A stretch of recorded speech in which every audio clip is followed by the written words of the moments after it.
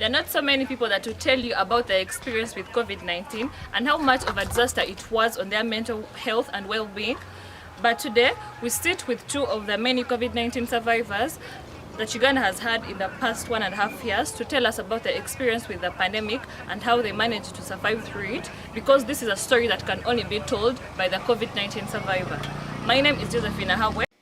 At least 3 out of 10 COVID-19 patients suffer from mental health illnesses during and after recovery, such as depression, anxiety, according to a report on the impact of COVID-19 on mental health by the World Health Organization in 2020.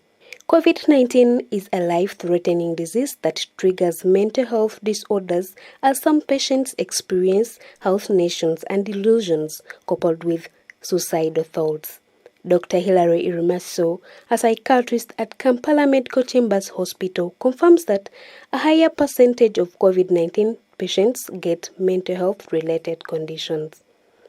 Yes, there is a good number of psychological or psychiatric effects related to COVID-19. But we have also seen people who get what we call psychosis, hallucinations, delusions, disorganized speech, and it has been associated with especially for those who have recovered from COVID-19. Uganda has so far registered 97,893 recoveries as of 13th December 2021 since the first case was reported in the country. Kabi Leya is one of the many COVID-19 survivors that experienced mental health illnesses after she was diagnosed with the disease.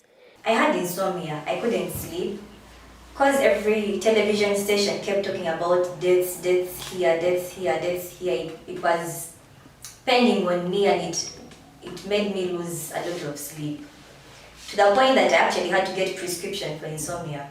That's how bad it got. I got depression because people around me had begun isolating me. Someone, I don't know how, what got outside my house that I had COVID.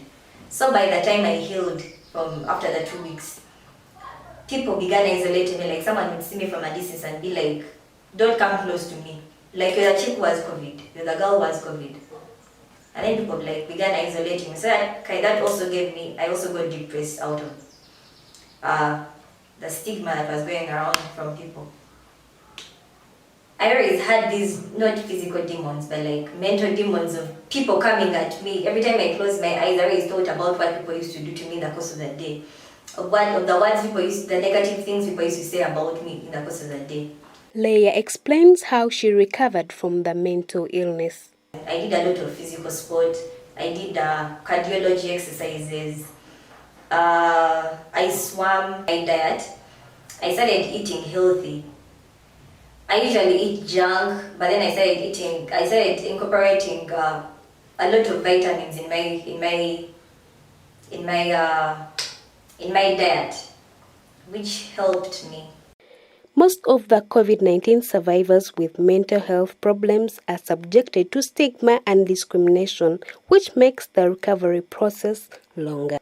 Hassan Masko, a resident of Chilundambata village in Chalwajala town, is one of the victims of discrimination and stigma engineered by his status of a COVID-19 survivor.